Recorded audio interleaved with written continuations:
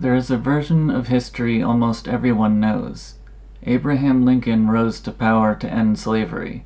The Civil War was fought to free the enslaved, and Lincoln stands at the center of it, as the great moral face of the age. But what if that story, while containing truth, is also incomplete? What if slavery was not the deepest thread in Lincoln's political rise?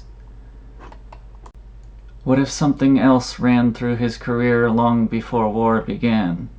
Power, tariffs, centralization, and the remaking of the American state.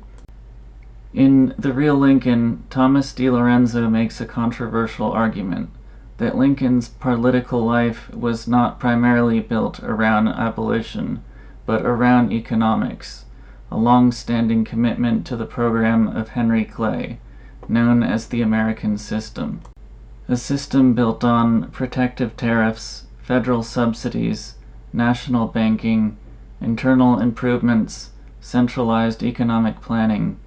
From this view, Lincoln did not enter politics first as a liberator. He entered politics as a nationalist Whig. Lincoln openly admired Henry Clay.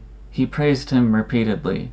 Clay represented a vision of America very different from Jeffersonian decentralism. Not localism, not limited government, but energetic federal power, used to shape economic development. Roads, canals, railroads, banks, tariffs to protect favored industry. Lincoln inherited that worldview and carried it forward.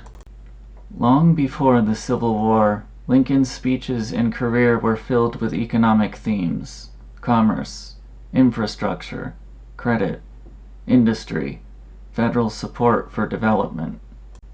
These were not side issues, they were central. Meanwhile, on slavery, his positions were often cautious, limited, and politically restrained. He opposed its expansion, but did not begin as an immediate abolitionist. That matters, because it complicates the mythology. The conflict between North and South was not only moral, it was also economic. The industrial North often favored higher tariffs, national finance, and centralized policy. The agrarian South often resisted tariffs that raised costs, Northern industrial advantage, federal economic consolidation. This does not excuse slavery.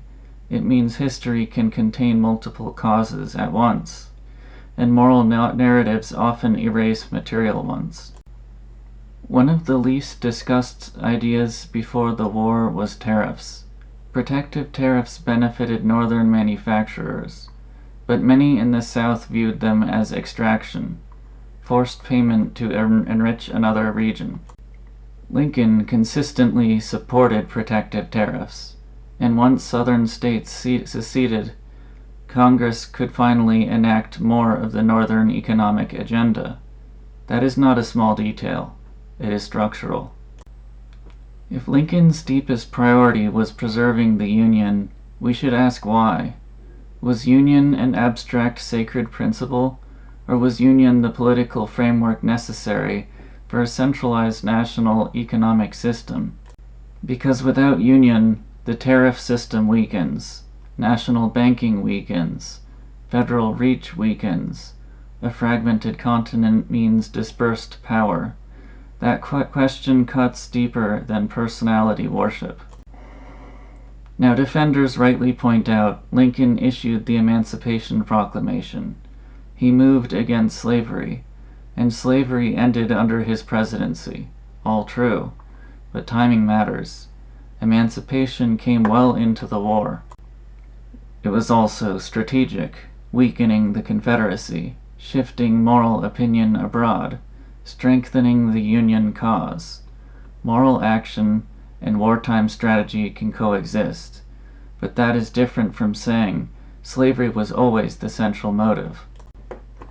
Later generations prefer simple stories: hero versus villain, freedom versus evil, one noble cause, one noble man. but real politics is rarely so clean.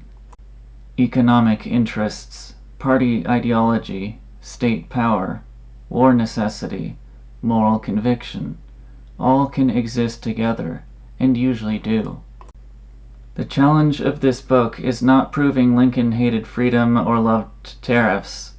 The challenge is forcing us to ask, what if the man remembered as the great emancipator was also one of the great architects of American centralization?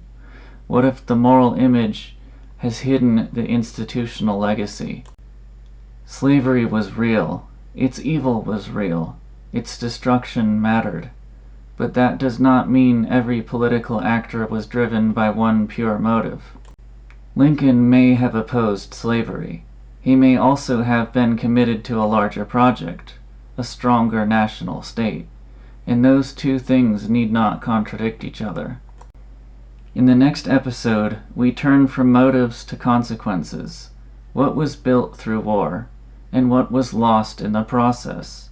I'll see you in the next episode.